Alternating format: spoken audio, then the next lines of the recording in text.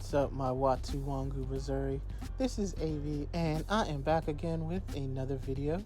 This time I am continuing to ink my new zine called Good Grief, which is a zine about loss and a zine about loneliness and how to navigate the emotions and trauma or just the feelings and different stages of grief that we go through. Now, I want to first start out by saying thank you so much to my new followers. Thank you so much for all the likes. Thank you so much to my patrons. I appreciate you guys so much. Again, this is just a video showing you my inking process and how I like to sort of organize my thoughts when I'm working on a zine, especially a personal zine where I'm talking about like I said, ways to navigate certain feelings or emotions in sort of an investigative daily diary type of zine. And I really love or enjoy being able to draw original characters, especially for this type of comic where I want to get a lot of expression in the face. And I'll typically take a photo of myself and use myself as reference, or specifically my hands, or sometimes I'll find a stock photo of someone in that same position. A lot of times though, it's quite cheap or easier just to use myself as a model.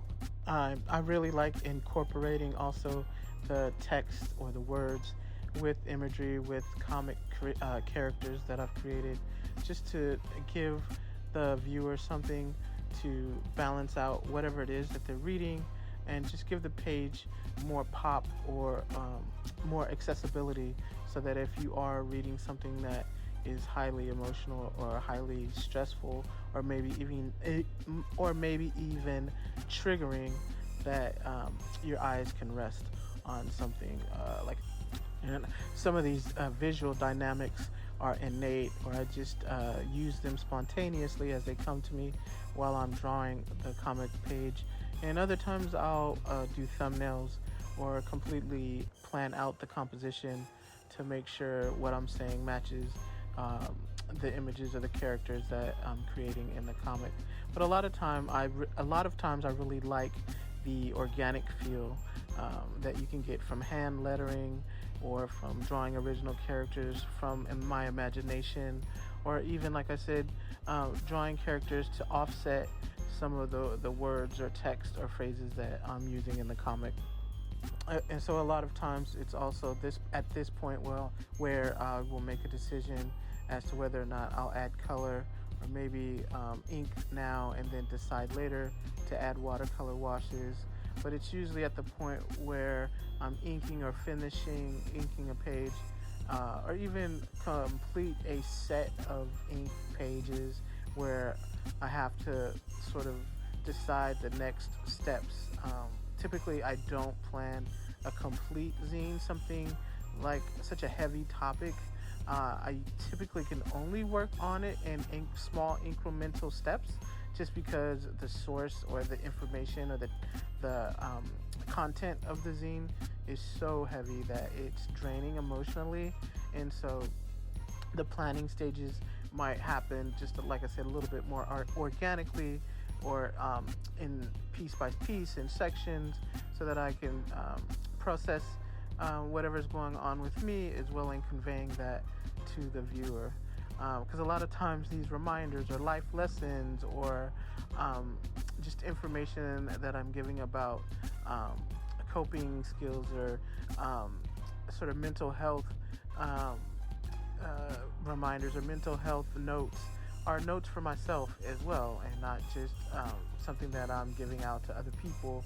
But a lot of times it comes from giving myself a chance to heal, or using the art as therapy for my own processing, my own grieving process, my own sense of sadness or confusion around, like I said, such heavy topics, or such life-changing topics when we're talking about grief. Because it's actually been really cathartic and great for self-care and self-awareness to be able to express myself in this way with drawing and inking. Like I said, such heavy subject matter, and I'm so glad that I can share it with you. I'm so glad that people actually want to read the stuff that I'm making. And again, I'm not going to talk completely over this video. I thank you guys so much for watching and so much for listening. Thank you again to all the likes and comments and shares that I've gotten.